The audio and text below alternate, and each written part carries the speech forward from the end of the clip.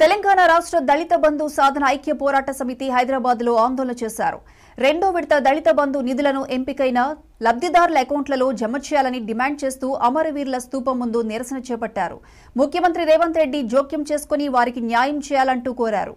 లేని పక్షంలో పోరాటాన్ని మరింత ఉధృతం చేయడంతో పాటు రానున్న పార్లమెంట్ ఎన్నికల్లో బరిలోకి దిగుతామని సమితి అధ్యక్షుడు కోగిల మహేష్, కన్వీనర్ చిట్టిమల సమ్మయ్య హెచ్చరించారు.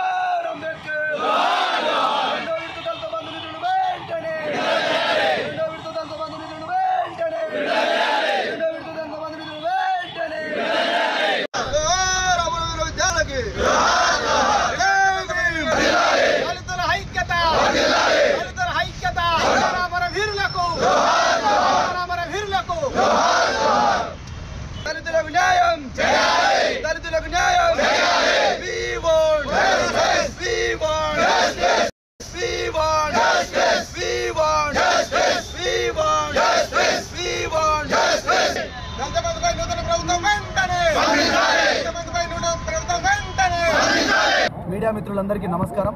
నా పేరు కోగిల మహేష్. నేను రాష్ట్ర దళిత బంధు సాధన సమితి అధ్యక్షుడను. గత 3 నెలలుగా శాంతియుత మార్గాల ద్వారా రెండో విడత దళిత బంధు లబ్ధిదారులకు గౌరవ కలెక్టర్ గారి అకౌంట్లో ఉన్నటువంటి డబ్బులను వెంటనే విడుదల చేసి దళితుల జీవితాల్లో వెలుగులు నింపాలని నూతన ప్రభుత్వానికి విజ్ఞప్తి చేస్తూ వస్తున్నాం. అరకొర ప్రకటనలతో కాలయాపన చేయడంతో ఈరోజు అసెంబ్లీ వేదికగా ఎదురుగా ఉన్నటువంటి గన్పార్క్ దగ్గర అమరవీరుల సాక్షిగా మా ఆకాంక్ష తెలియజేయడం ఉద్దేశంతో ఈ రోజు ఈ నిరసన కార్యక్రమాన్ని మేము ఇక్కడ చేపట్టడం జరిగింది.